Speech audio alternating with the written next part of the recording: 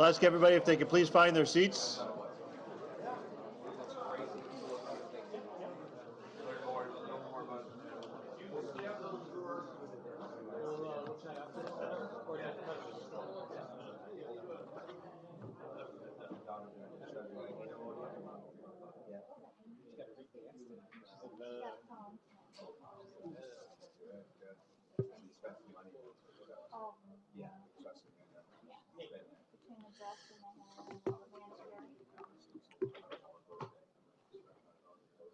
Could you please make sure that you're signed in? Please make sure that everybody signs in.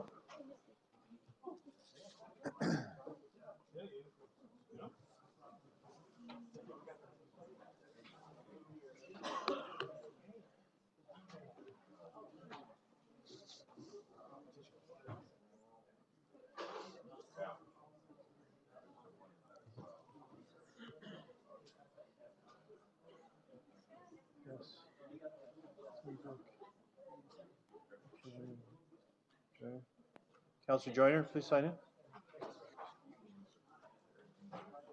Councillor Rigby. Volpatti.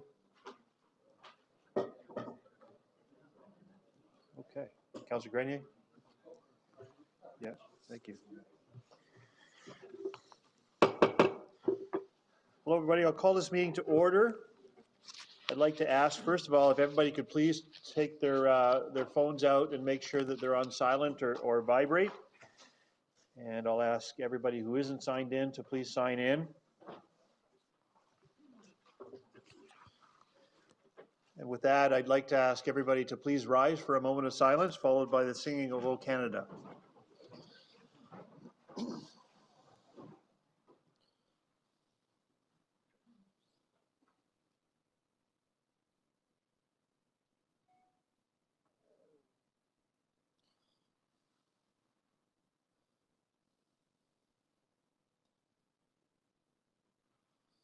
Thank you.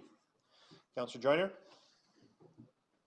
O Canada, our home and native land, true patriot love, in all thy sons commend.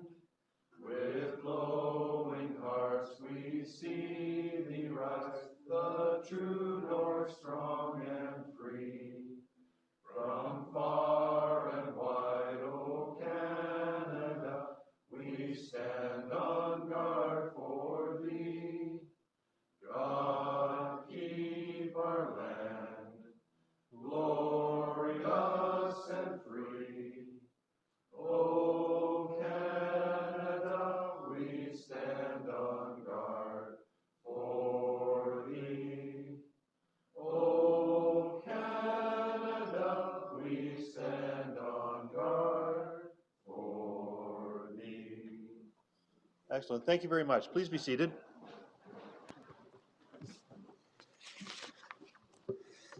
Moving to the adoption of the agenda, are there any changes or items that we need to reorder on the agenda?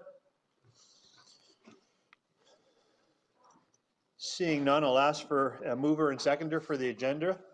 Councillor Beatty, Councillor Rigby. All those in favor? Opposed, if any? And that's carried. Thank you.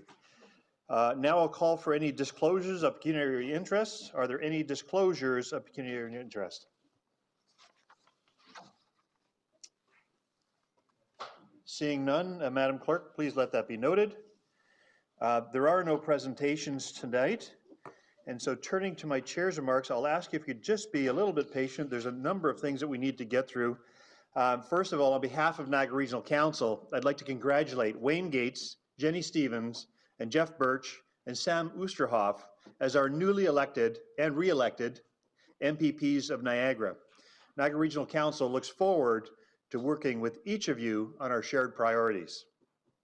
Special thank you. I'd like to thank our former MPP, Jim Bradley, for his 41 years of public service. Jim has been a great advocate of St. Catharines, and his service is to be commended. So thank you, Jim.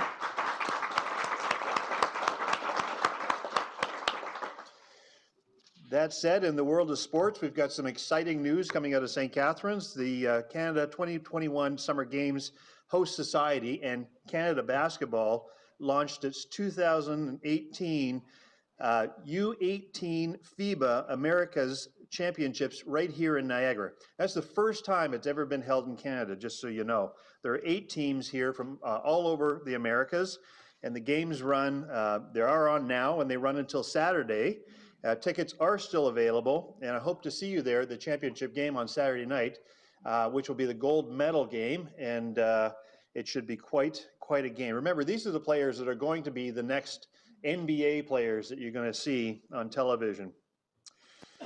With that, I'd like to congratulate, and I'll ask them to please come forward at this time. I'd like to congratulate our Niagara Region Waste Management Department for being recognized by the Solid Waste Association in North Americas and the Municipal Waste Association and I'll wait to get down here.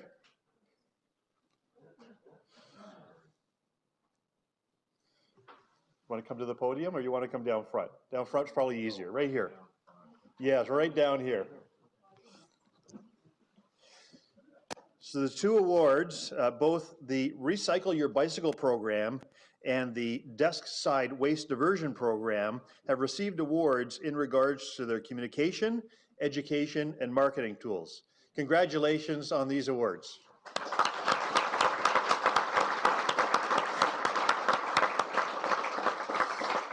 Keep it up. Thanks very much.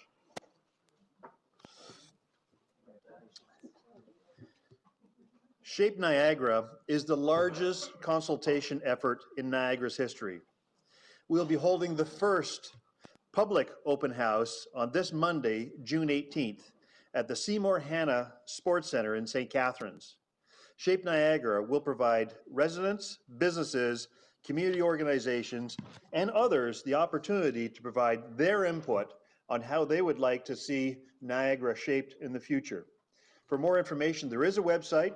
It's on our niagararegion.ca page, //Shape Niagara. So with that, I would like to recognize somebody retiring in our Welland community. Councillor Campion, would you like to announce the retirement? Not exactly, Chair. What I would like to announce is the fact that a retired engineer, Gus Marcello, has passed away. Sorry, I did send a text to the Chair. It may have gotten a little garbled in the translation. So, but I do appreciate this opportunity to recognize that Gus Marcello, a well-respected engineer in our community and certainly within the region, has worked with a lot of the engineers who are still working. He was, as I say, well-respected for his abilities, but also well-respected as a great promoter of our city and a great Welland resident. So thanks for the opportunity for us to recognize that, and certainly we all are sending our sincere condolences to the family. Thank you, Chair. Thank you. Please extend my condolences to the family as well. Thank you. Secondly, I'd like to recognize an Indigenous seminar that we're hosting at the Niagara region, and I'd like to turn to Councillor Gale to talk a little bit about what Rick McLean will be bringing to the region. Thank you, Chair. About 3 months ago at the police board, we had all the senior officers, senior command team, and the police board for an Indigenous seminar. And I'm not going to be too politically correct on what I say, but I looked at this very negatively, thought it would be a waste of time, and it was the best seminar that I've been at, and still is, since I've been elected. Rick McLean is a member of an Indigenous tribe. I won't try and pronounce it. Rick and I met after this seminar because all of us were so astounded with the information that we don't know. And I don't think a lot of you know about this. The point of this is that he brought up the inventions that the Indigenous have brought about, the reason for their plight, the fact that there were schools up until the 1990s that forced their members of their tribe to whitenize them, his words, not mine, and they were closed down in the late 1990s from the mid-1800s. He gave all the reasons why things like this were happening. It opened us right up. The chief was Googling while I was with him, and he said, "This is correct what this man's saying." He had us captivated for 2 hours. I said to him, I would like this brought to the council, but I'd like to, I brought it about a couple months ago to the chair's office, and the chair was fully behind this, and said, let's do this before it's looked at as an election issue. This is the right thing to do. And I'm hoping all of you will free up time on June I'm sorry, July 11th at 6 p.m. And I don't have location yet. It'll be emailed out to you. This was just resolved yesterday. Rick will explain things that make me embarrassed that when we were in school, when I was in school, we learned British history, Greek history, things like this, and none of us are being taught what the Indigenous have been through. And you say, how does that relate to a region? Short Hills Hunt alone, they have the rights to do what they want. They have the rights to come on your land with the treaties signed at Fort Niagara and that, and go after deer and that right in your front lawn. They don't do it out of courtesy, out of respect for us. But these are things that you will learn, that we learned as a police, that how they were harmed. And this is me saying that. You know, everybody knows me here. And for me to talk like this, that's a milestone. So I met with Rick in Port Colborne, we came up with this, and I thank you for setting this up. I hope that everybody is invited to it, because the next step after this, I said to Rick, I would love to have some counselors that agree with me, and we go to the school board and say that every grade 9 class or grade 8 class or whatever you've taught, and that should at least have a half day on this. Forget about the Russian history that I took in grade 13 a day in Meyer. Give me half a day of learning their plight.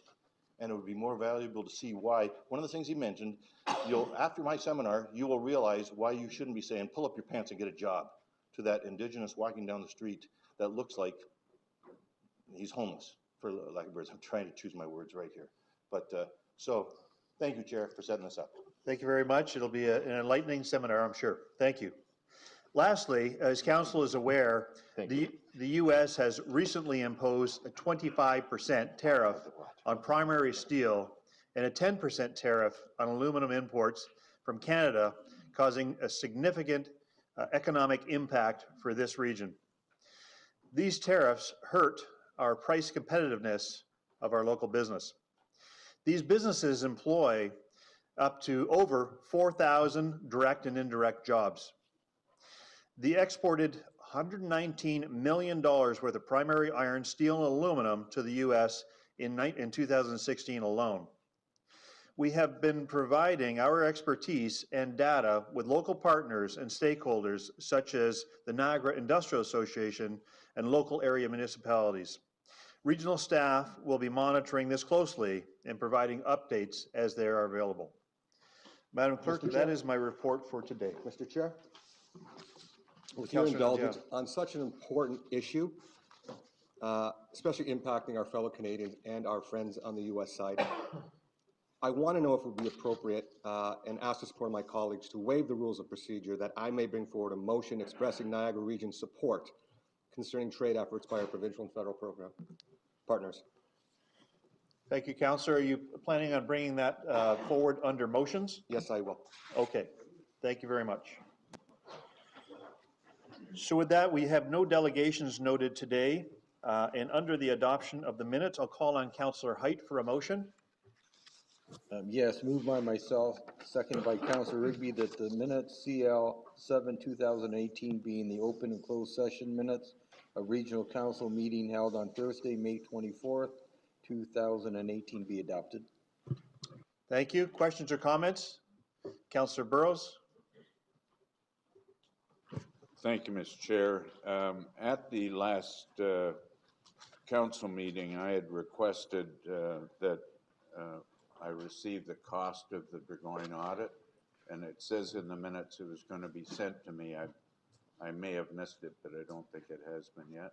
Let me ask if there's an update on that. I'm sure, Mr. Harrison, you probably wouldn't know. I'm not sure if Ms. Chambers, you would have any information? I'm sorry, Commissioner Tripp. Through you, Chair, I am aware that we are compiling that information. We have not done it yet, but it's in the works. Thank you, Mr. Chair, and it doesn't have to be to the penny, just how much we've spent so far, just so I get a ballpark feel for it. And I thank you for that and for the Commissioner. Fair enough, thank you. Further questions or comments? Seeing none, I'll call the question. All those in favor? Opposed, if any, and that's carried. With that, I'll turn to Councillor Bentley, and I look over there normally, but now I'm looking over here. I get relegated to the back row, Mr. Chairman, but bring back memories in 1997 when I sat over on this side. So, thank you. I have a motion moved by myself, seconded by Councillor Edgar, that the items to be received and or referred be dealt with as noted in the council agenda and if issued, an addendum. Thank you. Questions or comments? I see Councillor Grenier. If I could, I'd like to lift CWCD 193, 2018, the petition with respect to holding elected officials to a higher standard. If I can, Mr. Chairman, I'd like to put forward an addition or amendment to the staff recommendation for receive. I would like to add that we receive and circulate this petition to the area MPs, MPPs, lower area municipalities, FCM, and AMO for comment and response, and that's seconded by Councillor Quirk, and if I can't speak to that. Please. Please. Thank you. Firstly, we should congratulate Mohammed for the work he's done on this for the past couple of months, been out in the community, speaking to various stakeholder groups and getting them to sign as individuals this petition. It's important that we find a way to hold elected officials to account for this type of behavior. There have been news stories about councillors and members of provincial assemblies in out west, school board trustee in Toronto, and there was no method for holding them to account until they either were forced to resign themselves through media and public pressure. Well, what this petition does is ask the governments plural, to come up with a better mechanism for holding councillors and all elected officials to a higher standard of behavior so that their office cannot be used as a bully pulpit to espouse hatred and intolerance.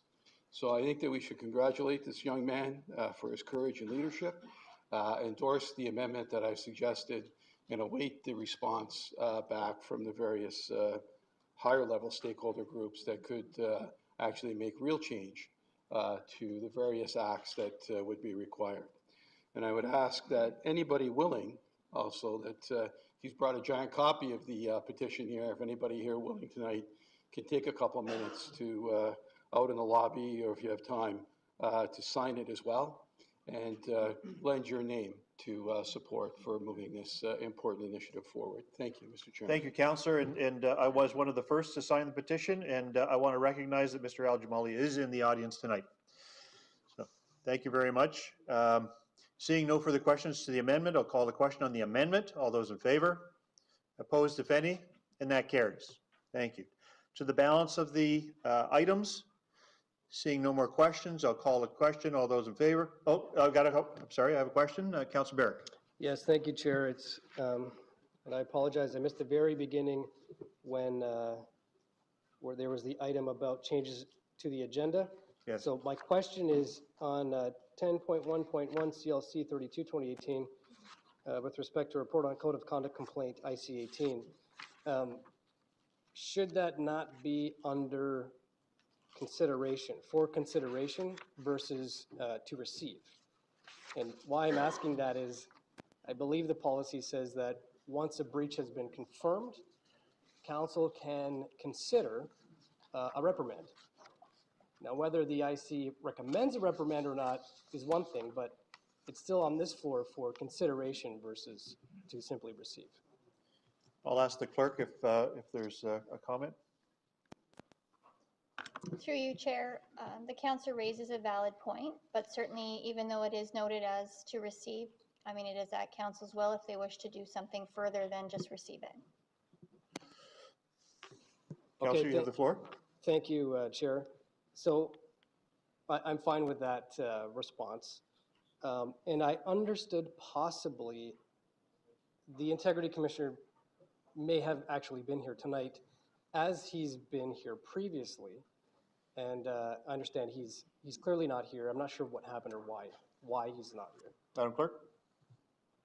Through you, Mr. Chair, I was told that the Integrity Commissioner himself, Mr. McDermott, is recovering from surgery, and the investigator on this matter was at hearings this week. Okay, I guess that's a pretty good reason, recovering from surgery. Well, I will state my disappointment with the process in that the Integrity Commissioner that we hired delegated to somebody else, and I get that they can do that. But I've never spoken to our actual integrity commissioners, like Mr. Invisible. And I understand if there's health issues now, I get that today, but this was filed in January. And, you know, we've had an opportunity to talk to the individual delegated this responsibility. But at no point, you know, when I called the IC's office, were we able to even get through to this individual who we hired, who we are paying to review the material, and it's just, this person is just not accessible. So I have a concern with the accessibility of the integrity commissioner we've hired, number one. I'm fine that they have done this report, and they've confirmed it, in fact, has been a violation of the code of conduct, and I am okay with their recommendation for not putting forward a reprimand. Again, I am disappointed, though, they didn't include all the information that was given to them. They do say in the report, additional information was given to us and we've considered it, period. But they don't say what it is. And in fact, it's quite germane to what they were considering. One is that clearly none of us can disclose solicitor client privilege information. I think that they kind of acknowledge that. There was an email provided to them confirming that the Office of the Ombudsman deleted the email that was forwarded to them, thereby acknowledging that, in fact, they should not have had it. There was a report, an article written in the local newspaper about this issue, which confirms that someone from that local paper had a copy of this as well. So that was not included.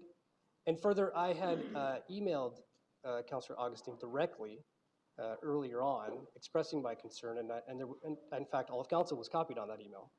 And I heard nothing back. Any response may have mitigated me filing the complaint. So I'm happy to just receive it today, but it doesn't give me any comfort because the report doesn't discourage future breaches. It's like getting pulled over for speeding. You go to JP, they confirm, yeah, you did in fact speed, but that's okay, you don't need to have a fine. So it's a little concerning. There's no deterrent, there's no discouragement. And there is some significant information missing from the report, which I wish the IC or designate was here so we can have that conversation openly and publicly. So with that, Chair, I think I'll leave it at that and just express that the report does nothing to discourage any future breaches. So that's my biggest concern. Thank you. Thank you, Councillor. Seeing no more questions, I'll call the question on the correspondence. All those in favor? Opposed, if any? And that carries. Thank you. Moving to items for consideration, I'm going to ask for a mover and seconder for item 10.2.1. Mover and seconder, Councillor Volpatti, seconder, Councillor Timms. Questions or comments? Councillor Height. Yes, a question to staff regarding this. If his leave was up at the end of May, has he not violated the 90 days and therefore his seat is vacant on June the 1st? Can I get an answer from staff on that, either legal or? So please direct all questions through me so that I can yeah. I can see if there is somebody that is willing to respond. Council. Through the chair, pursuant to section 259 of the Municipal Act, councillor has to be absent for meetings of council for 3 successive months. That's what the provision provides. As of council's approval, his approved or authorized leave of absence ended as of May 31st. And so as of that date, for the meetings thereafter, the 3 successive month period would commence running. So back through to staff, if his leave was over on May 31st, on June 1st, then in theory, he is back to work. Is that not the case? Even though we don't see him, he's back to work. Can I get an answer to that? Through the chair, I'm I'm not certain I'm understanding the question. He can be permitted to be absent from meetings of council for 3 successive months. So after May 31st, the first meeting of council would be the first meeting in the first period, and then they would go on for 3 successive months. Okay, then, just to make a comment then, thank you. He might not physically be here, but in theory, he is not on leave. And in my thinking, when we dealt with the Integrity Commissioner reports, and I'm happy Councillor Barrick was bringing up recommendations in the reports, we have 2 outstanding Integrity Commissioner reports that I feel should be dealt with before we even consider another leave. And when we dealt with them last time, they were deferred, and I'd asked to have them put on the agenda every night until, in theory, Councillor Petrosky was back. Well, in my mind, he could be back to work, but he's not here. And I think these should be dealt with prior to us even considering any kind of leave. And in the recommendations, and Councillor Barrick alluded to, he's accepting the recommendations of the IC Commissioner. We have some recommendations, one a reprimand and one, I believe, 30 days without pay that we should be dealing with prior to considering this. And I can't move to defer this, but I feel that these 2 items should be dealt with prior to us even considering a leave. And I'm not sure how that can be done. I've spoken to it, but a deferral to the next meeting and give Councillor Petrosky an opportunity to respond to these. These are outstanding from December of last year, that he can respond to them to us. He can appear and respond before we deal with the Integrity Commissioner reports, but I think they should be dealt with prior to us considering another leave. Thank you. I think any further discussion on that needs to be taken in camera, because HR will want to have some, now or in camera? Through to the chair, Councillor Petrowski has asked Human Resources to convey to council his appreciation for supporting his previous leave of absence, which he confirms and has asked Human Resources to disclose was medical in nature, and is seeking through this request an extension of that same medical leave. Councillor? Then I'd have a follow-up to staff. Since we are not true employees of the corporation, can we give him a leave without pay? And if that's the case, then I would put an amendment on the floor to add without pay, and then he can have another 3 months off. He'd still be covered by our insurance, but without pay. Can I get an answer to that, please? Ms. Gibbs? Because I'd make that amendment if I can. Ms. Gibbs? So through the chair, council determines the conditions with respect to the compensation that they receive to some extent.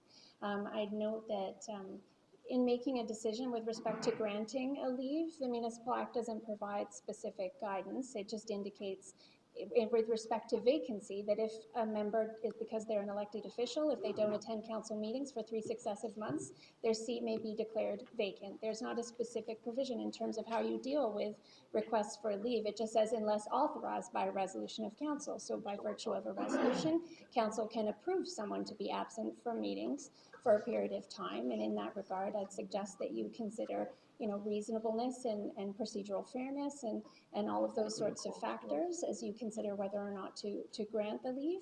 And, in that regard, not impose measures that would be unduly restrictive or punitive in nature. With respect to the Integrity Commissioner reports, if that's what your concern is, I would suggest that those can be dealt with separately, regardless of this matter. Can I have a follow-up to that? Then regardless of the decision tonight, is legal suggesting that we can still now deal with the Integrity Commission reports that we've been sitting on for over 3 months? Or? I think it's probably appropriate that we go in camera to discuss any further detail in that regard. Okay. If you want to do that, we can continue. We'll move that to the in-camera session of the Then agenda. we're to after in camera? We have in camera, we'll move it into the in-camera portion. Through you to the chair, is this motion still on the floor then? Still on the floor, we still have a list of speakers. Then can I make my amendment that we do it without leave, and I'm looking for a seconder? I think we need to go in camera to make any amendments at this time. Then how can we deal with this motion if I have an amendment that I'd like to add to it? In camera. Point of order, Chair. Are we able to defer it until after in camera? Yes, exactly. Yeah, so we'll discuss it in camera and we'll move it outside the camera. Councilor Rigby, did you want to wait till in camera or do you want to ask questions now? I think it's more appropriate in camera, frankly, and because certainly the medical information that is inferred does change sort of the direction we may wish to go. Okay, so we'll refer this until after we've dealt with the in-camera portion, is that correct? Okay, and we'll move on with the next item on the agenda. Moving to committee reports, I'll call on Councilor Joyner for a motion. Thank you, Chair. Moved by myself and second by Councillor Jeffs. Welcome back, Councillor Jeffs. That report PHSSC 8 2018 be in the open session minutes of the Public Health and Social Services Committee meeting held on Tuesday, June 5th, 2018 be received and the recommendations contained therein be approved. Thank you. Thank you. Questions or comments? Seeing none, I'll call the question. All those in favor? Opposed, if any? And that carries. This time I'll call on Councillor Volpatti for Planning and Economic Development Committee. Thank you, Chair. I have a resolution moved by me and seconded by Councillor Rigby that report PEDC 8-2018 being the open session minutes of the Planning and Economic Development Committee meeting held on Wednesday, June 6, 2018 be received and the recommendations contained therein be approved. Thank you. Questions or comments?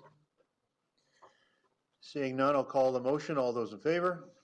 Opposed, if any? And that's carried. This time I'll call on Councillor Redekop for a motion regarding the CAO report. Thank you, Chair. I move seconded by Councillor. We got to sign in. Sign in first there. I see you. Now push the button. Button pushed. Okay, good. It could all be done remotely. Apparently. I move seconded by Councillor Maloney that report CAO 14 for 2018 dated June 14, 2018 respecting performance dashboard quarterly update be received and the recommendations contained therein be approved. Questions or comments? Seeing none, I'll call the question. All those in favor? Opposed, if any? And that carries. Thank you. Moving on to motions. First motion I have is, I'll call on Councillor Timms. Thank you, Mr. Chairman. I gave notice of motion and it's been published in the agenda. But I also want to call your attention to the correspondence piece we received earlier from Ms. Chamberlain regarding the process. The motion is that, moved by myself and seconded by Councillor Edgar, is there's a considerable number of whereas. I'll just read a couple of them. Hopefully that'll give you the general direction. Whereas the City of St. Catharines has requested by resolution of Council that Niagara Region release funds to the amount of $100,000 to support the extension of the Welland Canal Parkway Trail north of Lakeshore Road on city property, west of the Welland Canal Parkway Road beside Lock 1. And whereas this project has a gross value of less than $1 million and is therefore not eligible for the Niagara Waterfront Investment Program, and whereas the trail extension will be an improvement to the Great Lakes Waterfront Trail that forms part of the Greater Niagara Circle route, and whereas the Regional Official Plan Section 2A, Objective 2B 1.5 states, objective is to provide access to the cultural and natural features along the Great Lakes, along the Greater Niagara Circle route and the Trans-Canada Trail and the Lake Ontario Waterfront Trail. There's a number of other whereases. I guess I'll read it from the agenda then. That finally resolves the, sorry, Mr. Chairman, I was provided with 3 copies of the first page, so it's on the screen. It's on the screen. I'll find it. There's a fair number of others, but the final point is that be it resolved that council directs staff to release funds from the Greater Niagara Circle Route Reserve Fund in the amount of $100,000 for the purpose of funding a City of St. Catharines project on the Welland Canals Parkway Trail, subject to submission of plans and budget. Now, perhaps we need to amend that a bit, and I take your advice, perhaps through the CAO. Ms. Chamberlain has provided the process involved to allow us to release the funds, and that was in the earlier memo. So perhaps the motion should be direct staff to initiate the process required to release funds from the reserve. And that way the process will proceed, and I think we'll be able to finalize it by the next, sometime in July. Okay, I think that's just housekeeping, so we'll make that change. Questions or comments to the motion? Councillor Redekop? So just on a procedural point, I understand this. I've spoken to Councillor Timms. He indicates that what was it called, the Circle Route Committee, which no longer exists, approved this a few years ago. I don't know that it's been to any committee, and it may very well be that this is going to be supported ultimately, but shouldn't this be going through a committee? Councillor Timms, would you like to respond to that? Thank you, Mr. Chairman. If I can, the Greater Niagara Circle Route Committee did approve the project and recommend it. It was recommended to Planning Committee, but I'd have to go back to a couple of years of minutes to find out how that was resolved at that point. The Greater Niagara Circle Route Committee was put into a bit of a hiatus because of a report on I think it was called the Asset Assessment of the Circle Route, and that committee has not been able to really come together again in the last 2 years. But it was recommended by that committee, and I believe the minutes will show that the council supported the recommendations of the committee.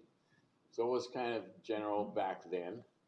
And the reason we brought it through this process is that the St. Catharines members of that committee were fully aware of it, and the city staff have prepared the plans and the process to build it, manage it, operate it as part of their parks department, just like most of the Circle Route has been done. So the notion of the $100,000 coming from the reserve for Circle Route projects has always been there. In fact, earlier this year, we put $100,000 back into the reserve for the Circle Route because we didn't use it in 2017, and this was all part of that process. So we're hoping that this will follow due process and allow that $100,000 to come out of the reserve and put to use. Has no effect on the levy or taxes because it's been sitting in the reserve for a number of years. Thank you, Councillor. I have a little bit more information on some of the history that the CAO has managed to dig up. Through Chair to Councillor Timms, my understanding, and I don't have the dates before me, but the Commissioner of Planning did take a report to Planning Committee and asked and was received and adopted for a one-year moratorium on all projects, but that moratorium has concluded. I just wanted to put that out there. So there were some approvals. We asked for a one-year moratorium, and that has concluded. Thank you. Councillor Redekop, you still have the floor. Well, so speaking of due process, if there was a moratorium, that means it presumably wasn't approved. If it wasn't approved, then I think that committee needs to approve it. That's my view. You could send it back to committee or council. Yeah, so there is a possibility to refer it to committee if council so wishes. Councillor Augustine? Thanks very much, Mr. Chair. I'm supportive of the project, especially if it's something that the committee spoke about before. The issue I want to talk about is the moratorium and that this committee has just been sort of sitting in abeyance for 2.5 years. For a long time, this committee was very, very active and provided an excellent work in terms of linking Niagara up. There was great hope. I look at Councillor Beatty raising this very often at the Transportation Committee and elsewhere, that certain trails would be included and added on to the Circle Route. This is obviously connected to the existing route, but the Thorold-Fawn Hill Spur line, other lines through Welland. I know that the Mayor of Welland and a former councillor now was quite supportive of that line. And really, the work of this committee hasn't been allowed to continue because of this sort of moratorium and up in the air. So I think folks are looking for action, and I'm supportive of this, and I think we should take some action. Thank you. I'd like to move to refer it to the planning committee. Is there a seconder for that referral? Councillor Volpatti? So it sounds like we'll go through another step to bring it through committee. And consider the referral motion is what I was intending on saying. There is no, you can't speak to a referral? No, it's just, okay, thanks. I just want to provide comment, not on the motion. If I could? Okay, there was a referral on the floor. We're not going to debate it. No, respectfully, thank you, Chair, and thank you for the indulgence. Just staff was trying to situate the Circle Route Committee to an appropriate standing committee. We were thinking of moving it from planning to more of a transportation committee type. And so that was the debate we were just having. We were planning not to go to planning committee. We're planning to have it go to a public works transportation committee. And so that was the discussion. I'd ask for your indulgence that if you're doing a referral, that you give us the opportunity to select the right committee. Okay, so I'll craft the referral that it gets referred to the appropriate committee so that the committee can deal with it and come back to council. So, yes.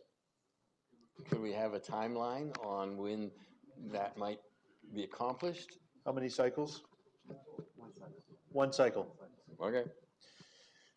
I'll call the question. All those in favor of the referral? Opposed, if any?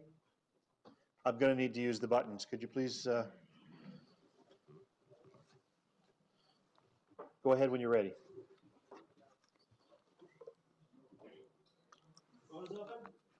On the referral, do you want a referral or not?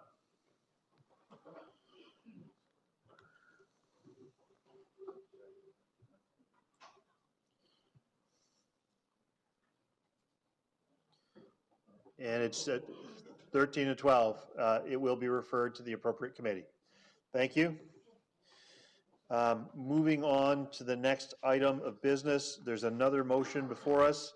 It's the amendment to the Regional Council expense policy. This will require 2/3 to pass because it is a reconsideration of an expense policy that we approved in September. Okay, thanks very much, Mr. Chair. It's been moved by myself, second by Councillor Height, whereas the Regional Council expense policy approved by Council in November 2017 governs the reimbursement of expenses incurred by members of Council during activities related to regional business of Niagara Region, whereas the expense policy defines regional business as, quote, an attendance at an event as a representative of Niagara Region to derive a benefit for Niagara Region or to advance the interests of Niagara Region, where, unquote, whereas the expense policy identifies one eligible expense for reimbursement as 47D, promotional materials relating to regional business, and that, of course, Mr. Chair, is among other eligible expenses. Whereas a few councillors have recently used this promotional material related to regional business provision to justify using regional staff resources and public funds to mail promotional materials to residents and or businesses in their respective municipality, and copies were attached with the agenda. Whereas this use of public funds for individual councillor promotional material has raised concerns from the community, whereas the Municipal Act authorizes council to function as a whole, and therefore should council wish to authorize appropriate promotional materials related to regional business, it could be done as part of council's normal process. Therefore, be it resolved that the Regional Council expense policy hereby be amended to remove subclause 4.7D as an eligible expense for councillor reimbursement. Mr. Chair, I'm just going to speak very briefly on this. Point of order, Chair. Point of order. motion for reconsideration allows the member making the reconsideration to provide a short understanding or explanation why he's asking for the reconsideration. I would suggest to you that the preamble for this motion constitutes that explanation of why you want to do the reconsideration. So I think any further debate would be inappropriate and out of order until we decide whether we're going to reconsider this or not. Okay. So with that, we need to decide whether we're going to be considering this motion. So the motion is not on the floor at the moment? We need 2/3 to put it on the floor. Oh, I understood it needs 2/3 approval. So 2/3 to put it on the floor and then a simple majority to approve, is that correct? Correct. Okay, so I hope we can discuss it, so let's, that's the Let me just make rationale. sure I've got that Thank you. straight with the clerks. Yes, okay. So do we want to discuss this? I'm going to call the question, and we're going to require 2/3. So I'm going to ask if we could please use the buttons to... Mr. Chair, I think we need to clear up what we're doing. Is that my understanding now of the arithmetic is 2/3 to decide whether we're going to reconsider, then a simple majority then to change the policy afterwards. Is that correct? Correct. Is everybody clear on that? Okay. So go ahead. Do we want to consider opening up the motion, the expense policy? Please open the buttons when you're ready. Yeah, it'll be.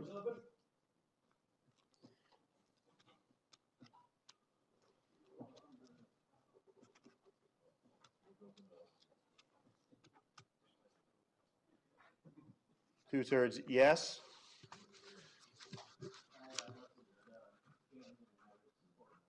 Okay. Thank you. Councillor Augustine? Thank you, council colleagues. I appreciate that and look forward to the debate. I will be very, very short on this, Mr. Chair. I think the public perception of this is extremely important. It's not kind of our perception, and I think when it comes to judging these things, it's very difficult to judge a colleague. But the public perception has been very, very clear and very, very strong with these, that it appears to the public that these items are promotional materials for the individual councillor. Mr. Chair, I think from a public perspective, and therefore from our perspective, this is a no-brainer, that we should remove this clause so that it's very, very clear in the future that this cannot be used. And as mentioned in the motion, if council wants to do something, send a flyer to everybody, have a Shape Niagara group event, whatever that is, then it can be duly moved by all of council, as opposed to a staff person knocking on the door, a councillor knocking on the door of a staff person and saying, hey, can you make this flyer for me? And I don't know whether it got approved or gets approved by the CAO or not, and then the thing gets printed and mailed out. So we need to be clear, and it's a no-brainer from the public. It's about perception. It's common sense. Let's remove it and carry on. Thank you. We have a speakers list. Councillor Quirk. Thank you, Chair. Just for clarification, because as the member talks about being a no-brainer, I did not use this clause to issue a newsletter to my constituents. I issued a newsletter to my constituents, which is perfectly within my rights as a councillor to send a newsletter out to my constituents. So the implication and the impugning of my motives by saying that I used this particular clause to send out my promotional materials is fundamentally false. I actually used it as a newsletter because as you read the policy that Councillor Augustine wants to amend here by removing promotional materials, says it's not an exhaustive list. So the expense policy clearly allows us to do the business that we do as councillors, and it's up to us to choose to do it. And we do it in an open and transparent manner where my expenses are published online so my constituents can judge me on how I spend the taxpayers' money, whether I do it effectively, efficiently, or not. And if they don't agree with me, they can certainly reach out to me and let me know that I have not done it in an effective manner. I will tell you this, I've only had one complaint about the entire process of all the information that I provided to my constituents that came from the gentleman running against me for regional council. And that was not to do with any of my regional flyers, but one that was issued by the MPCA, not on my behalf and without my involvement. So I will say this policy, by removing it and passing this motion as it does not prohibit me in any way, shape, or form from issuing newsletters to my constituents. So, and I will continue to do so because that is my right and my obligation as an elected official to inform my constituents on what's going on here in regional business. If you want to change the entire policy, I think the smart thing would do, because I think what we're trying to get to is having a per councillor budget so that we can determine how we're going to spend our money as regional councillors and how we're going to spend the taxpayers' money effectively and efficiently. So I think that's where Councillor Augustine is trying to get to, but to say that this is the criteria I use to inform my constituents about what's going on in Niagara, because as you know, Grimsby doesn't get the St. Catharines standard. The local papers cover all 3 west municipalities, and no one listens to 610 in Grimsby. We all listen to 900 CHML. So there has to be a way to inform my local constituents, and the way I did it was the most cost-effective way possible. So with that, I won't be supporting this amendment. Thank you. Councillor Gale. Thank you.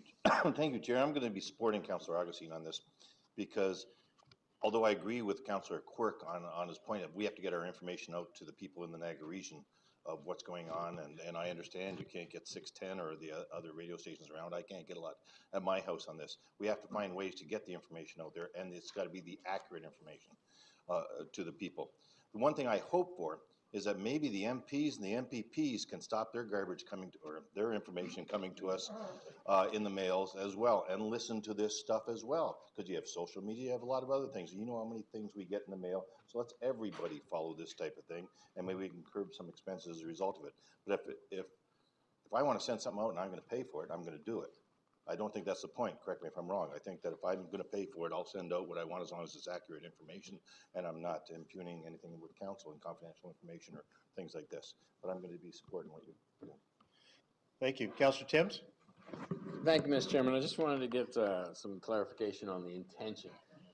If I was to put information into the Port Reporter that covers Port Dalhousie Ward, they have very often they publish a report from the councillor, from the ward councillor. I see you have a copy. I do have a copy with me. So they, and I don't know that this costs the councillor to have that information report printed, but the councillor also advertises and pays for an advertisement in the Port Reporter.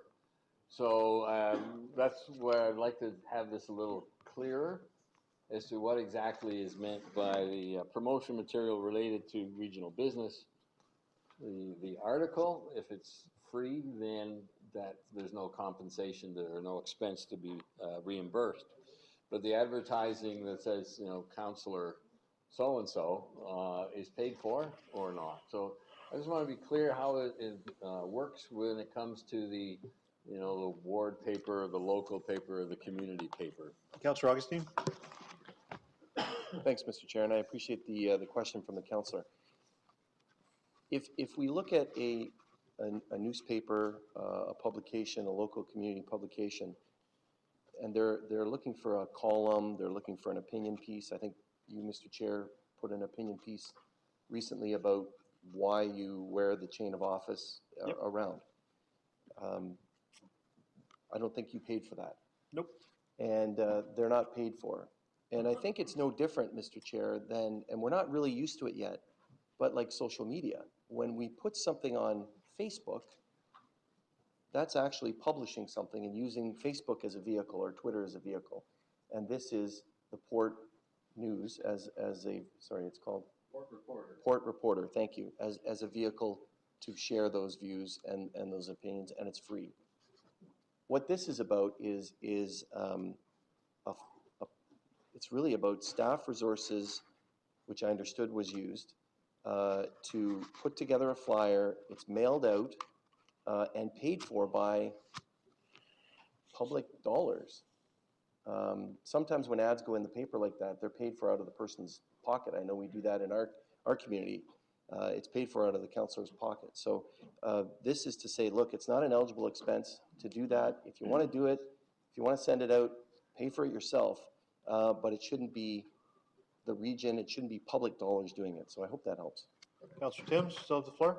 Thank you, Mr. Chairman. So it does to some degree. I've looked into other municipalities where the councillors have an administration budget. And so within their budget, we don't have it here. We don't have a administration budget, but others do. And these kind of promotional materials are paid for in the publication, and it comes out of their administration budget, not a personal expense. the same article, the Port Reporter has an paid ad for, I assume it's paid by the city, but the mayor's in here saying working together to build dynamic, innovative, and it's got the picture of the mayor and it's talking about what the city's doing. So that would come out of a mayor's administrative budget, wouldn't be a personal expense. And I think that's where Councillor Quirk was going, is that this gets in between, is it a personal expense or is it simply administrative budget that we've never used here, but many other municipalities have? Is where you're a ward councillor or a regional councillor and you say the region's doing great work here and here's my picture and how to contact me. That comes out of an administrative budget, not an expense as identified here in 4.7D. So we need to clarify that, because I think this becomes, an awkward question, especially as it approaches elections. But that's how other municipalities look at it, and that's how they deal with it. Same effect. You tell the city what you're doing, or your ward, or whatever you're doing, it doesn't become a personal reimbursement. It's just an administrative budget that each councillor has. We don't do that, and maybe that's how we could solve this issue. So I'll let you think about that while we go through the list, and if there's an amendment to be made, you can go ahead and do that. Councillor Nunziata. Thank you, Mr. Chair. Without getting too deep into the weeds, I concur with my colleague, Councillor Quirk. Fundamentally, almost everything that my colleague, Member Augustine, has stated is factually incorrect and fundamentally wrong. This wasn't a promotional piece at all. Matter of fact, it's just an excellent form of communication. And when you look at the Shape Niagara workshops that the region will be hosting, they're not in Fort Erie. When you look at the local newspaper, no longer in Fort Erie. When you look at every opportunity to communicate the good work that this council is doing, you look at every platform, whether it's social media, whether it's radio, whether it's flyers, whether it's surveys, whether it's face-to-face, or whether it's phone calls. And the arrogance of the member from Pelham telling me how I should effectively communicate with my residents in Fort Erie is absolutely astounding. I will not support this because it's a straw man argument. He's trying to ram it through under promotional material, and nothing could be further from the truth. It is not promotional material, it's communication with my constituents. Thank you, Councillor. Councillor Rigby. Thank you, Mr. Chair. I really don't have an issue about either self-promoting or promoting the activities of this council as they go forward. However, I think what the issue is taking advantage of a piece of a policy that indicates some reimbursement for promotional materials that really, when it was designed, was so that you could buy the pins, regional pins, and items such as that if you were going on a convention or going on an event that you had an opportunity to spread them. And I don't necessarily take blame at issue with the individuals who have done it, except that I think we have a problem here. We have a problem where nobody is really checking what we are using as our expense. And this may become even more of a problem as we come forward for the next term of office, because that 1/3 of our income being tax exempt is going to disappear. And I've talked to the chair about this and suggested that we need to have a report.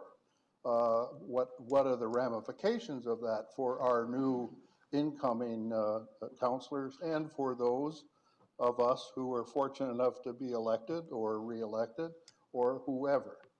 So when I look at that, I personally look at that 1/3 as business for the region. And it pays me, provides me with the income to be able to do those things that we all like to do. And I think that that's going to disappear. So we need to be taking a hard look at how and what expenses and what perhaps the region can provide to counselors in items and so on to get the news out to their various newspapers and towns. I can see a problem with our own city because we have 6 counselors, and so who's going to get the heading this week? I think that's something that we are going to have to. I can certainly see in Fort Erie and Grimsby where you are the representative, or Niagara and Lake, or some of the municipalities because you're the only one. But I think we need to be very clear on what we can and cannot do. I think the rationale for this motion is that what we're saying is, for that kind of effort, that it should not be part of your expense account. It perhaps should be part of the council expense to provide this to everybody, but we need to sit down, and our staff and our members of council, our chair, and work out a solution so that these materials, if that's needed, we make sure we do it. So when it comes to this motion, I look at the motion as saying it's not an eligible expense. That's all I'm looking at. I'm not criticizing the effort that's put on, but it's the expense. Thank you, Mr. Chair.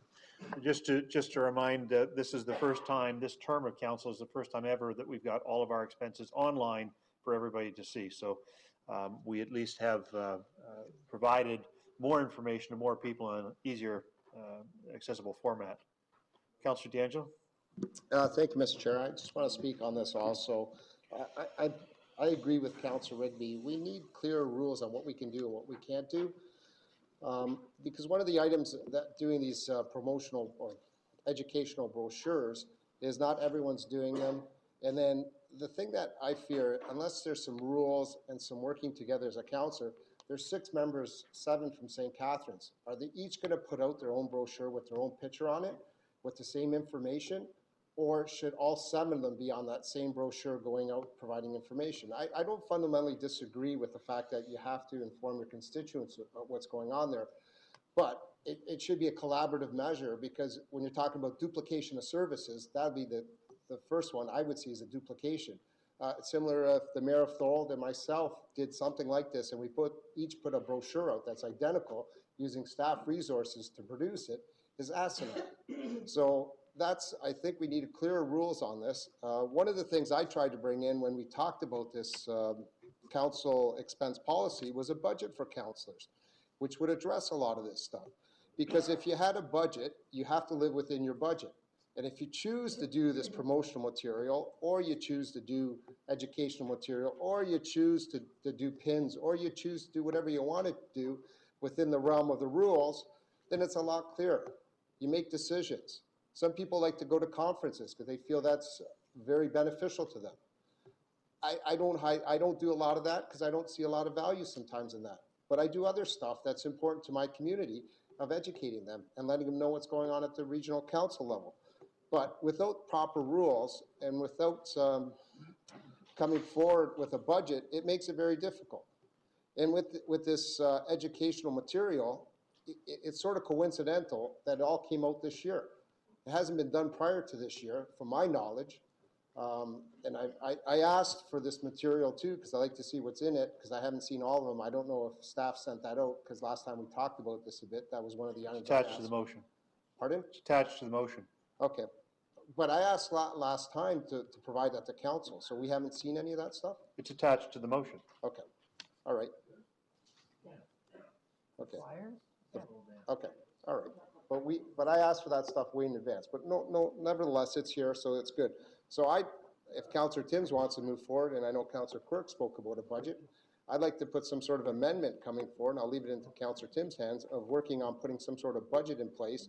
Again, it may be a budget moving forward going into the next term of council, but that's the stuff we need to really iron out, especially getting the rules right, getting a budget right, and this way giving some flexibility to those who choose to do what they want with those funds in terms of either education, promotional, and making sure they're doing their job respectively to address citizens' concerns. So I'm hearing a common theme here. Perhaps we want this referred back to staff to come up with a proposal or a report in that fashion?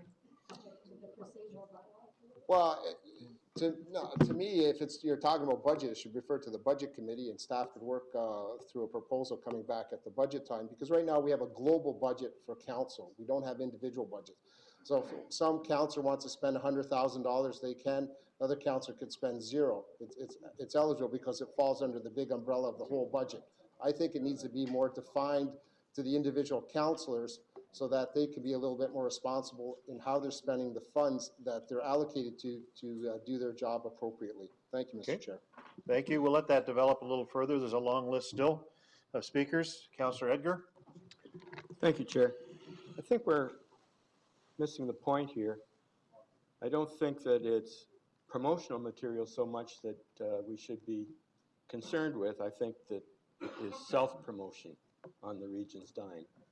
I don't think that anyone would be would oppose the idea of sending out a newsletter to your constituents. As a matter of fact, when I first heard of this, I thought, why didn't I think of that? Why didn't I start a newsletter for my constituents as to what actually goes on at the region? That would kind of help with our reputation, I think, if we did get out some good positive feedback to the citizens.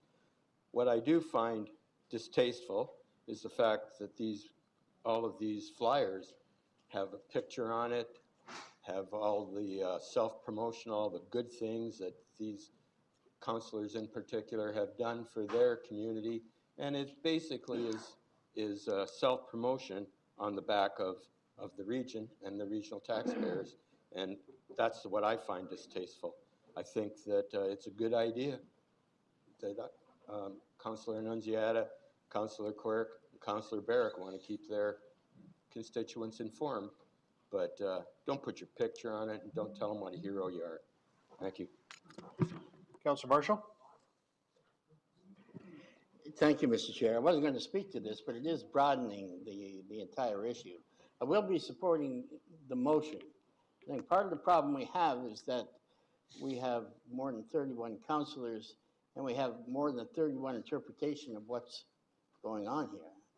I also agree that a fundamental flaw or problem with the region is we don't get information out. So I would never do what these gentlemen have done. I wouldn't even dream of it. If I sent something out to Ellen with my pretty face on it and all my goodies, I think people would come back at me and say, hey, George, what are you doing? Do we need to communicate? Yes, we do, and we have to find a way. I've been talking behind closed doors, if you will. I was speaking with the CAO today about this very thing. The system now, the protocol, is that we take it to the clerks. And the clerks are supposed to make an interpretation as whether it's valid or not, and then pass it on up the food chain to as far as the CAO, who shouldn't be doing that either. We were talking, one of the ways we thought we might be able to resolve it is have an independent body, 3 to 5 people that say, that's not what it means, this is what it means. I like the idea of an individual budget, and if you want to do that, but it's not fair. I've got, I don't know how many households, I have to ask my mayor, in Welland, and how many are in St. Catharines and duplication. These are all valid. So I'd like to see a referral, but in that referral, and we have the right to discuss what's in that referral, I would like to, and I know the CAO has been looking for answers from other municipalities as it relates to who makes the decision. The only time it's going to be adjudicated is when it's interpreted to go, that a legal matter will go to the budget committee. Nothing else. There's not been one thing in the budget committee. And I only recently looked up what people were charging this region. It's either a different generation, either I've got it wrong or they've got it wrong, or neither of us have it wrong. What it is, we all have it different. And that has to be resolved. And I hope when we have this comprehensive report come back, that these issues, and maybe Carmen could address some of our dialogue. I know sometimes this isn't the best place to have sober dialogue, but we do have a serious problem. It's not going to be resolved. We can't have clerks making determination on people that can have influence on their futures. The CAO shouldn't be doing it. We should definitely have an independent group that makes interpretation of what is now a bylaw. Whether we can do it before the next election or not, I don't know. But I would like to hear from the CAO with respect to this issue. Through you, Chair, to Councillor Marshall. On the first, just for clarification, staff does not authorize it. It is a individual councillor decision whether to proceed or not. And we just for clarification, I said that because there's some people believe that they can trigger a dispute mechanism. Oh, I see. Okay. And I know that not to be the case. And that's part of the problem. No matter what those words say, each and every one of us can do whatever we want to do. I can buy a doggy tomorrow and put it on my expenses and nobody can stop me. But sorry for the interruption. Okay, thank you. And also, it goes to audit committee. A legal expense goes to audit committee for approval. That is within the current success policy. But what I'm understanding is that there may be a request for staff to come back to this council with a report on the impact of the 1/3 tax exemption and what other jurisdictions, what other municipalities have done. And the second is to report on the concept, which I am aware in other jurisdictions, of an individual councillor office budget and the parameters around those office budgets. Okay. Okay, we still have some speakers on the list. Councillor Mapes. Very much, Chair.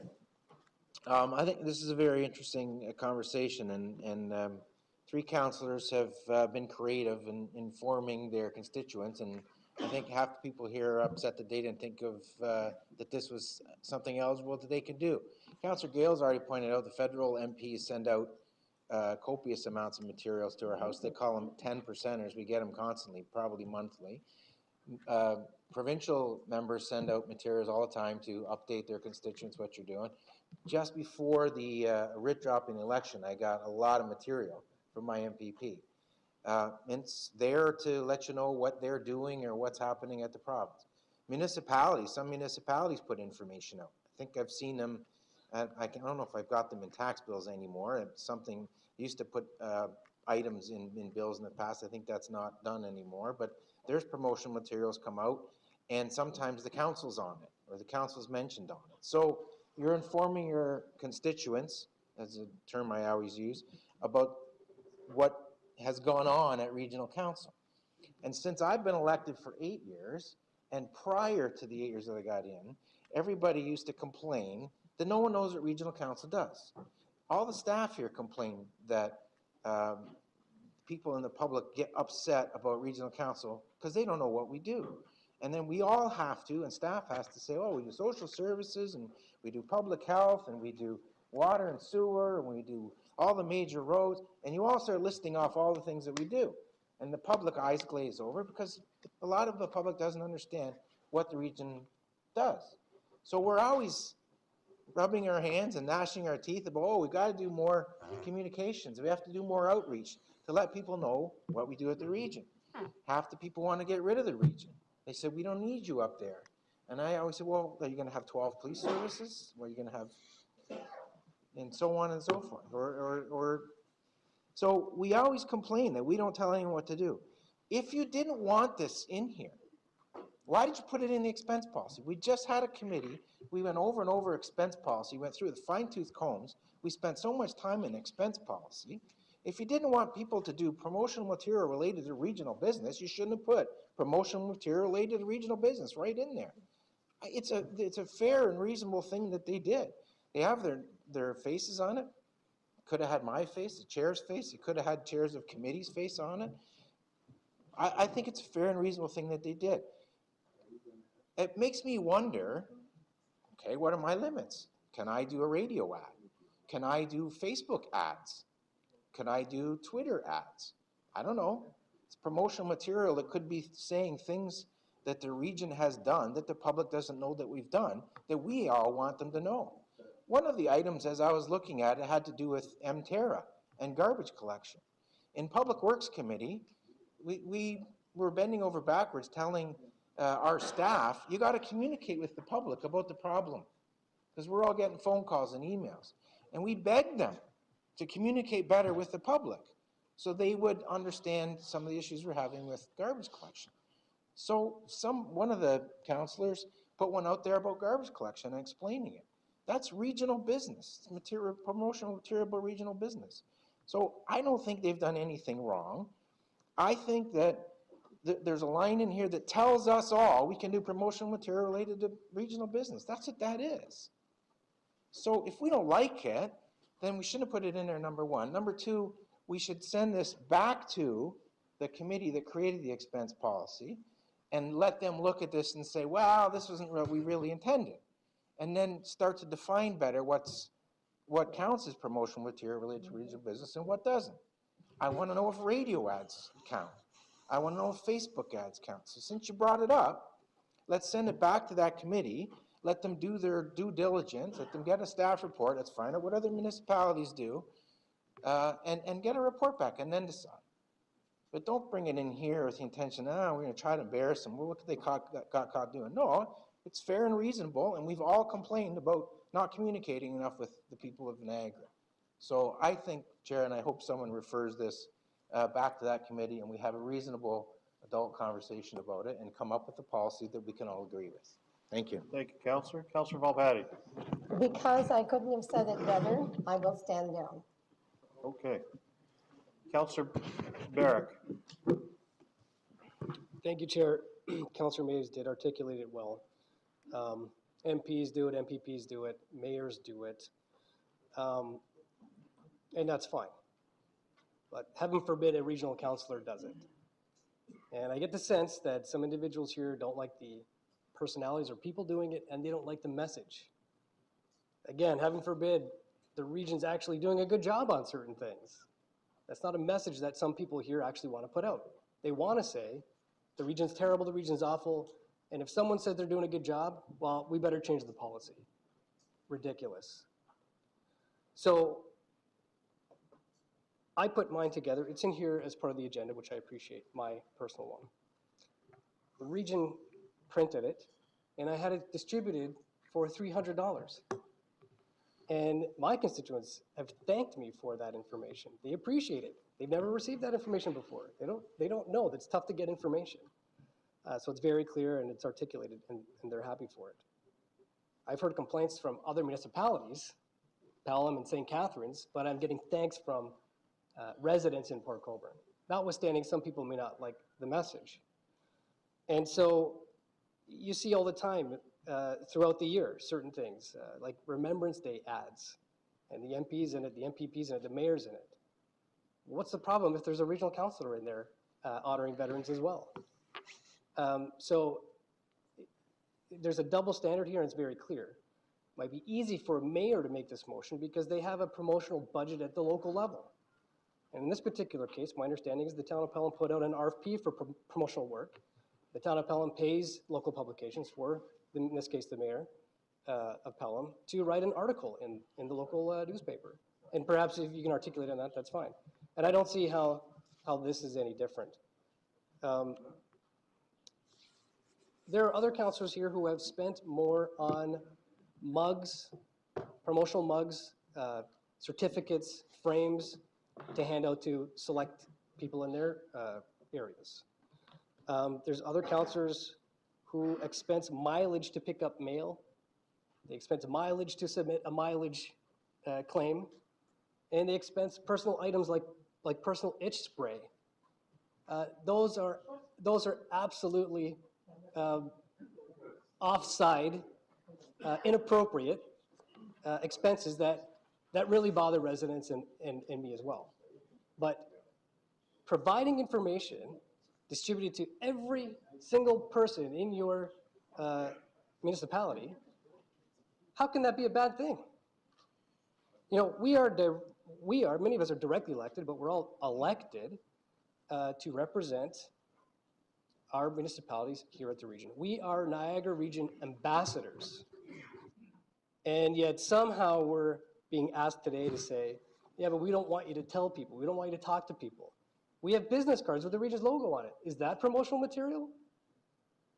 So I don't mind if you want to have the discussion all over again, do the navel gazing all over again, because that's what a lot of this council term has been about, then fine. Let's just jump right back in and eliminate the ability to claim mileage, to submit your mileage claim, eliminate the ability to submit for the taxpayers to pay for your personal itch spray.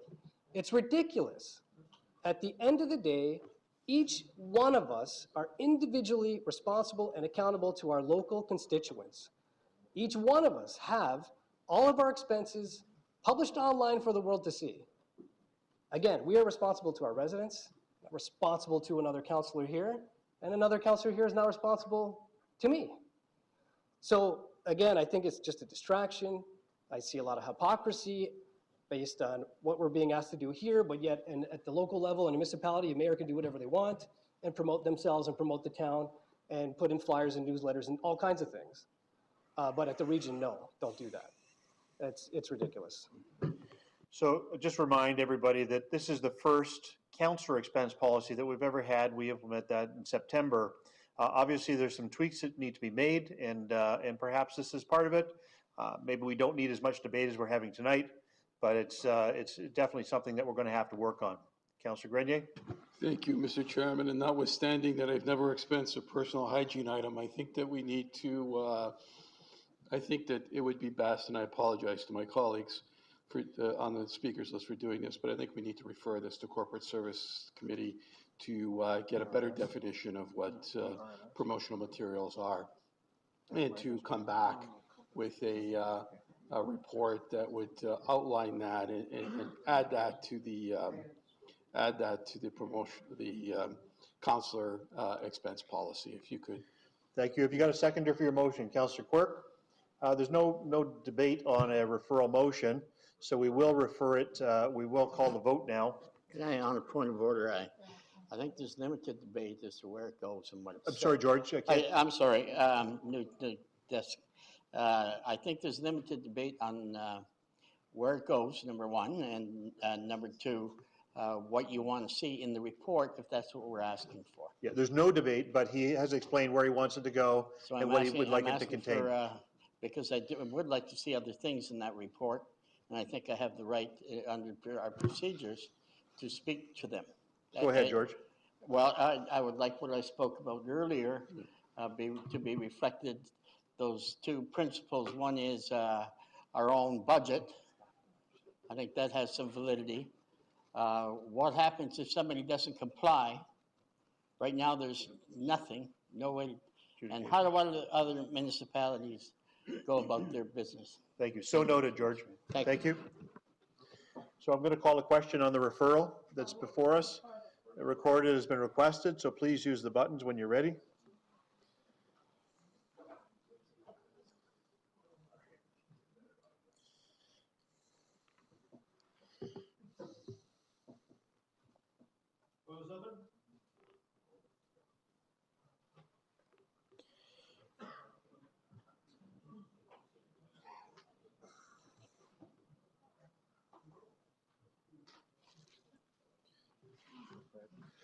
And that is referred. Thank you very much. Moving on to the next item.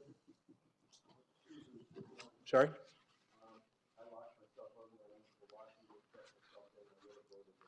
You locked yourself out of the washroom or out of the... Got it. So your vote is what? Yay. Okay. Thank you.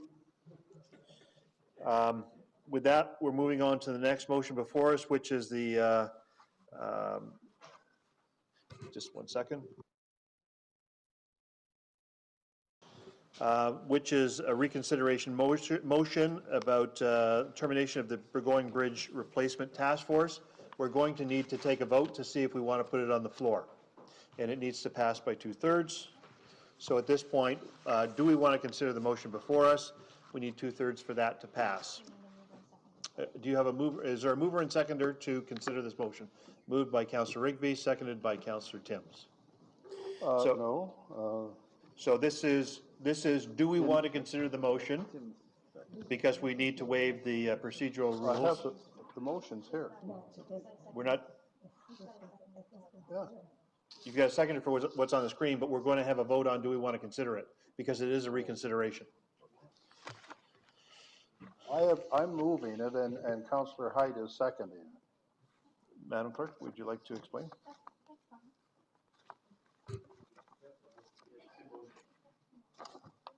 Sorry if I messed things up. I'm sorry, you've got two motions. I have two, yes. Ah, you didn't explain that part. Okay, go ahead. Go ahead with your first motion. I can't do this one until we do this one. Exactly, exactly. I thought I was. Because I checked ahead of time to find out this was a reconsideration motion. Councillor Augustine, I'm here to help you. on this. I'm here to help you. Who is your seconder? Okay, thank you. Moved by myself, and seconded by Councillor Height, that in accordance with subsection 2.4 of the Niagara Region's procedural bylaw, the rules of procedure, specifically subsection 19.16, motion to reconsider by the procedural bylaw of the procedural bylaws be suspended to permit council to reconsider the termination of the Burgoyne Bridge Replacement Project Task Force. Okay, so with that, we'll need 2/3 to put the motion on the floor. Point of order, Chair. Yep. Thank you. Chair, I don't know whether I had to leave the meeting, the last meeting. I'm presuming we're talking about something that was done at the last meeting. I've checked the minutes. I can't find whether we voted to terminate or we voted not to terminate. We haven't voted yet. We haven't put it on the floor. We're reconsidering because we. What are we reconsidering? So Madam Clerk? Through you, Chair. A motion made at the May 2015 meeting when the Burgoyne Bridge Replacement Project Task Force was formed specifically said that the committee be terminated when its work was completed. It has not completed the work yet, so it would be a reconsideration of that termination. Okay, is everybody clear? So first we're going to vote, do we want to reconsider the motion of May 5th, 2015?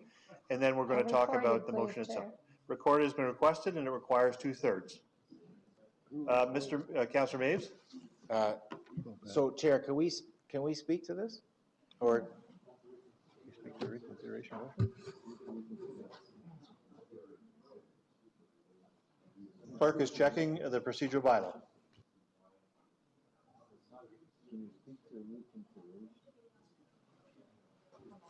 No, according to our procedural bylaw, no.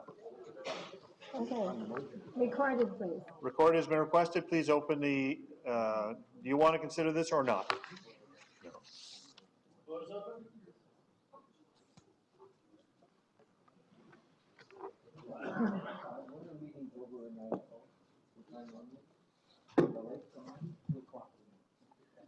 And we did not achieve the 2/3.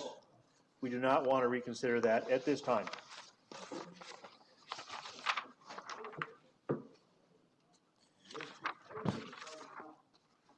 Being as we're not reconsidering, are we allowed to ask questions related to the Burgoyne Bridge? You voted no, you hit the wrong button. Look, you hit the wrong button. Okay, we do have one more. I should have voted yes, obviously. Moving on. But it won't make any difference. Yes, it would. Yes, it would have. I have one more motion that has been requested tonight, Councillor Annunziata. We're going to have to do the same thing again. Tim, stand up. Mr. Chair, just hang on a second. That did not record my correct vote. Councillor, the vote has been taken. We're past it. Councillor Annunziata has got the floor. Gone back and allowed the second vote when there has been a miscue, because on my light, I certainly voted yes. What does the screen say? Maybe. Both buttons at one time, maybe?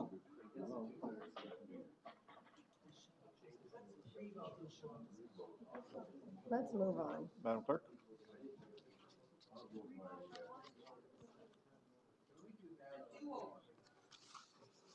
Moving on, Chair.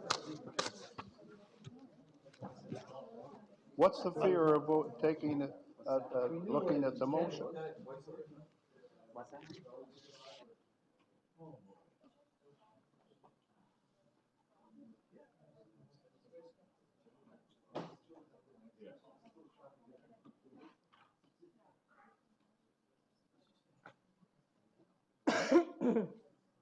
We've allowed them to vote again. Take a 5-minute recess for the clerk to figure out. Jeez.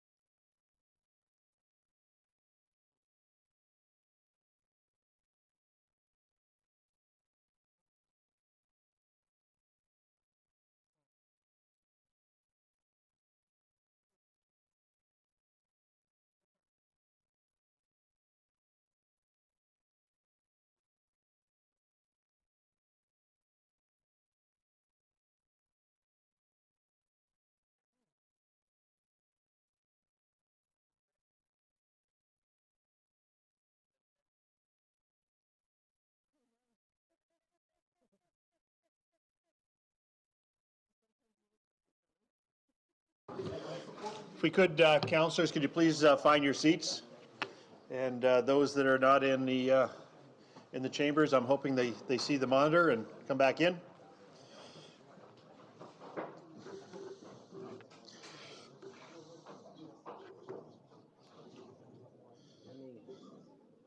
Why don't we let the clerk?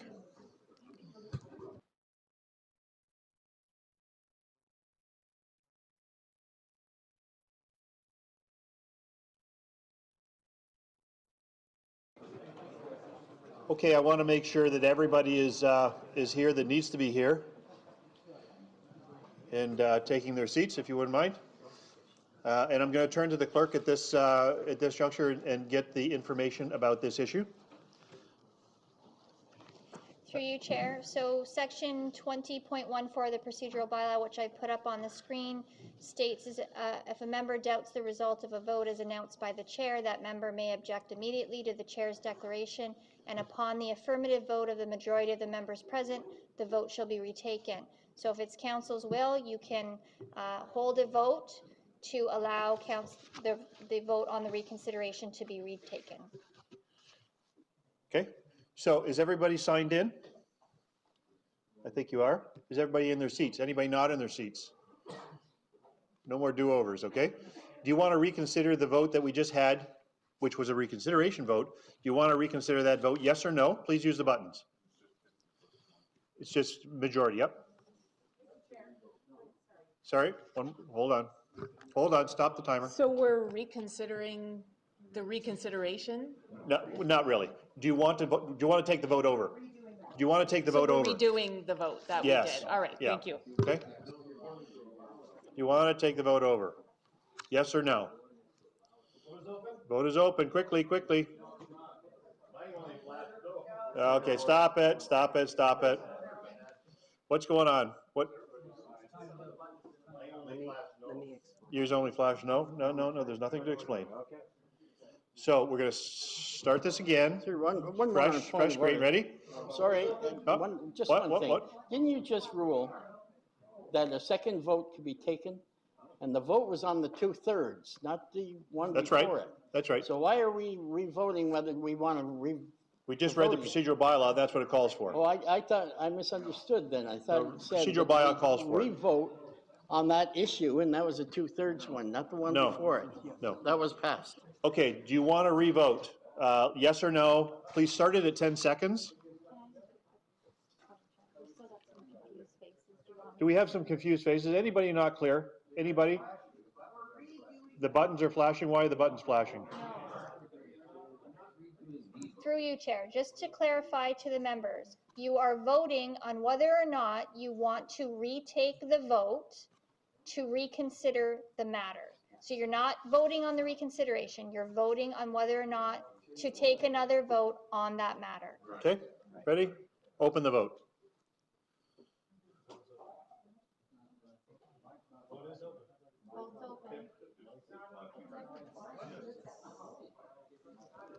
Just vote.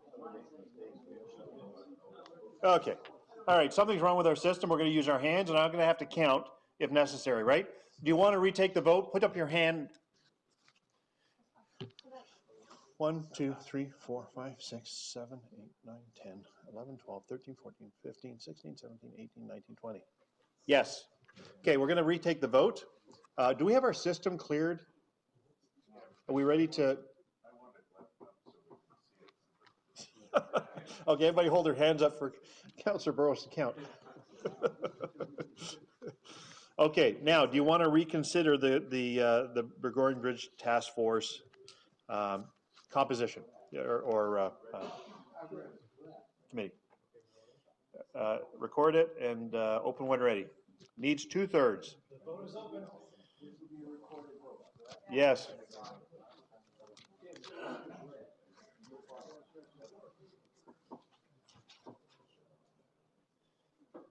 No, 2/3 was not achieved. Moving on. Moving on. A couple of people, obviously. Councillor Nunziata, we're going to have to do this again. So you're going to put together a a motion to waive procedural bylaw? Correct. Okay, go ahead. Okay, so thank you first, thank you for your indulgence.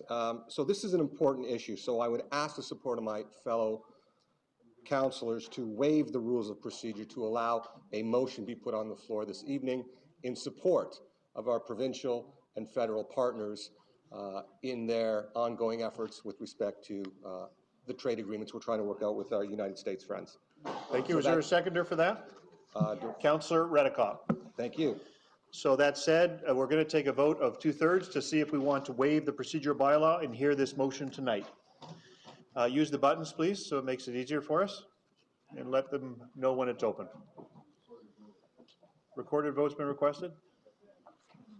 Okay, go ahead. Waive notice, waive notice.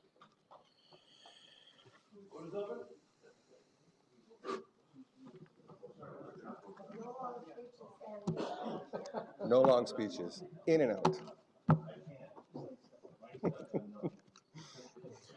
Yes, it passes 2/3, no matter what.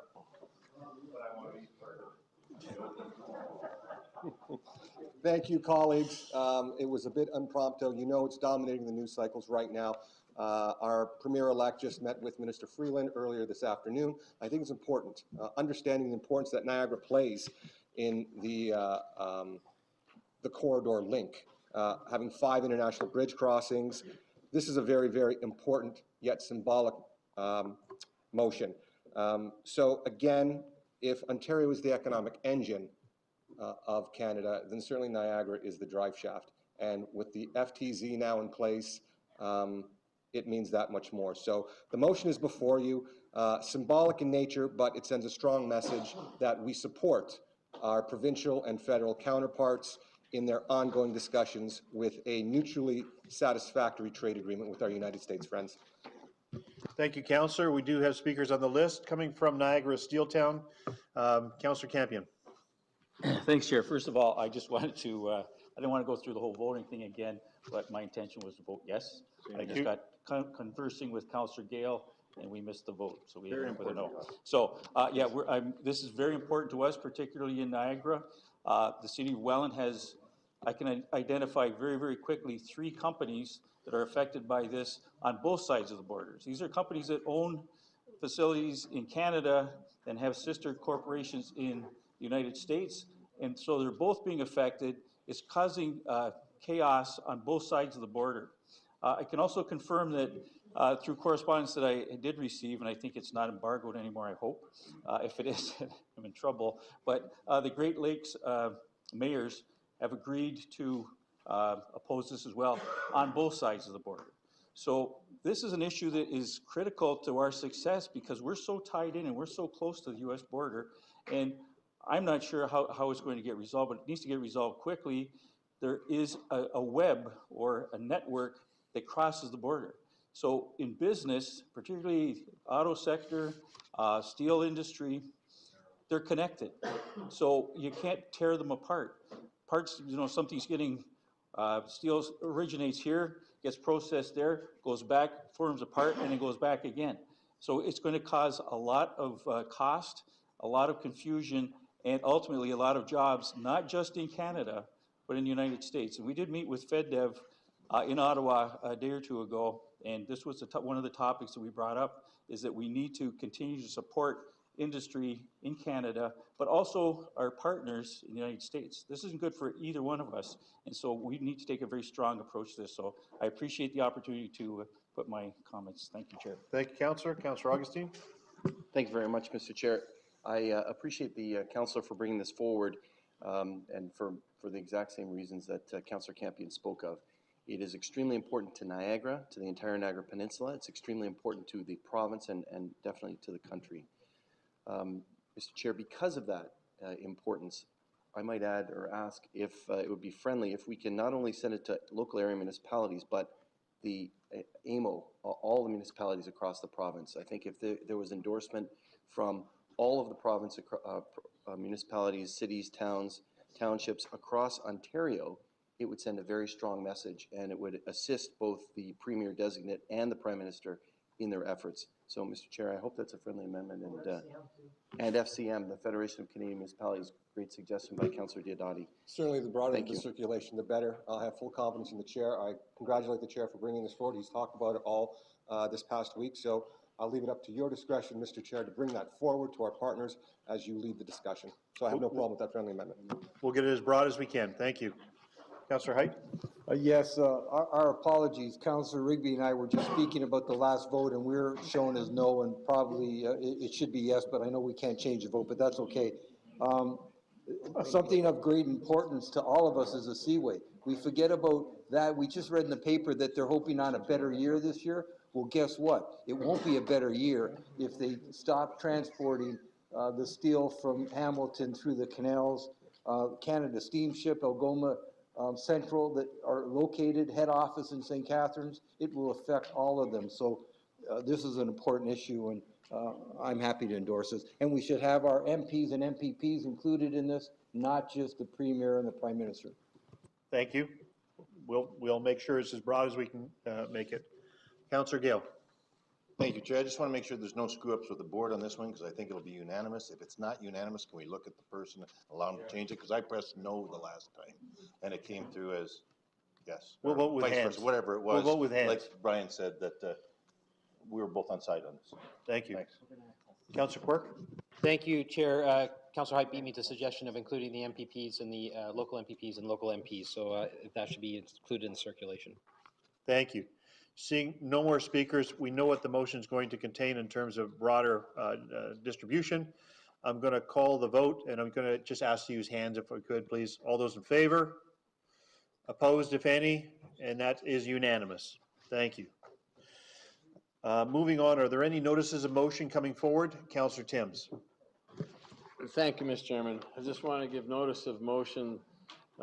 Whereas Hamilton is seeking 2 additional seats on the MPCA board due to the new levy apportionment, Niagara Region, therefore be it resolved that Niagara Region requests 2 additional seats to reflect the apportionment, its apportionment on the MPCA budget. Thank you. Councillor Height? Yes, I'll be bringing forward a notice of motion unless the Niagara Peninsula Conservation Authority comes forward with the information that was requested by this council in March, asked for June the 6th. We haven't seen anything as of a few days ago when I checked with the CAO. So if I don't see that material within the next week or so, I'll have a notice of motion to ask to have a supervisor come in, similar to what Port Colborne and St. Catharines have adopted. Thank you. Any other notices of motion? Seeing none, are there any other business limited to announcements? Councillor Gale? I'd like to compliment the person that came up with the motion to have everybody change their seats all around. I can't remember who that was.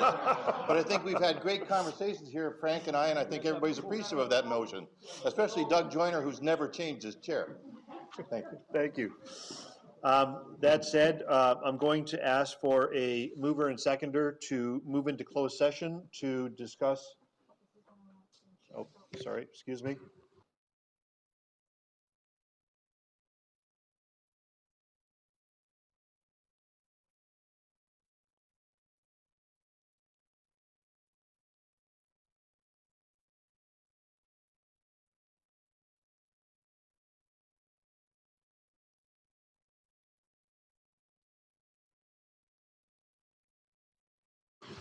Okay, so there's, we know that we're going into closed session about an identifiable individual. My question to council is, there's another matter we need to announce now if there's going to be discussion about it, which is confidential memo CSD 37/2018, which is a proposed acquisition of land by the municipality, purchased from Niagara Health System, parcels of land. Is there anybody that needs to speak about that, or was the report sufficient? Seeing none, we'll just go in about the identifiable individual. Is there a mover and seconder for that? Councillor Grenier, Councillor Rigby. All those in favor? And that carries. Thank you. So with that, I'm going to ask the clerks if you'll please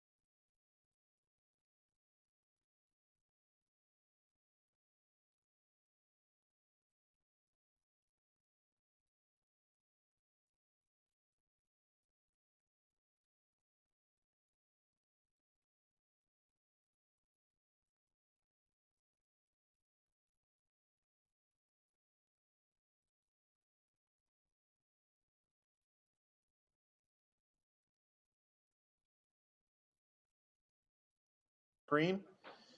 We've had the discussion already. I know there's people outside.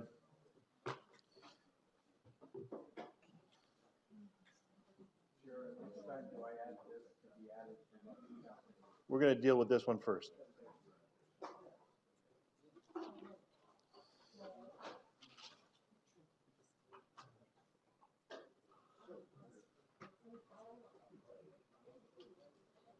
Give me the thumbs up, Chris. Good. Good to go now? Okay. Okay, I'll call the meeting back to order and order in open session. There is a motion before you on the screen. I'm going to call the question on the motion on the screen. I'll ask if we could please use the buttons to do that. Is a recorded vote requested? Recorded vote is requested. Please open the buttons when you're ready. Is everybody sitting down? Everybody here? Okay, go ahead. Vote is open.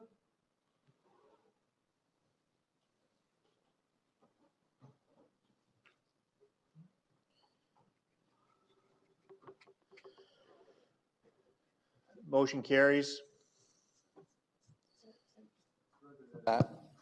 If we can have the Integrity Commissioner reports come back to council at the next meeting? Okay, there's a motion to put the integrity reports back on the council agenda for next, seconded by Councillor Burrows. Are we good? Okay, clerk says everything's in order. I'll call a question on that, and I'm going to use the buttons, and I'm going to ask for it to be recorded. Oh, hold on. The CIO was like to.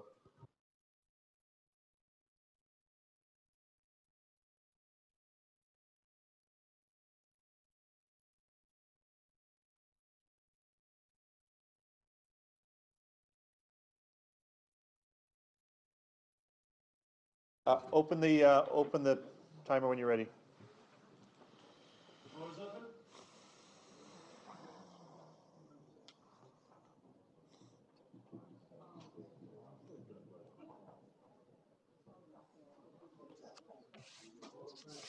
And that's carried. Thank you. What is your vote? It should be a yes. Councillor Barrett? I went to press the button and the other motion was still on the screen. Both of them are a yes. Thank you. Okay. Call on Councillor Edgar for a motion on the bylaws. Oh, sorry. What's that? Oh, I've got one motion from closed. Is there a mover and seconder for that? Councillor Grenier, Councillor D'Angela, all those in favor? Opposed, if any? And that's carried. Call on Councillor Edgar at this time for the bylaws. Thank you, Chair. I have a resolution moved by myself and seconded by Councillor Marshall that bills 2018-52 to 2018-56 be now read and do pass. Questions or comments, if any? Seeing none, I'll call the question. All those in favor? Opposed, if any? And that's carried. No further business. I'll call the meeting adjourned. Thank you for staying.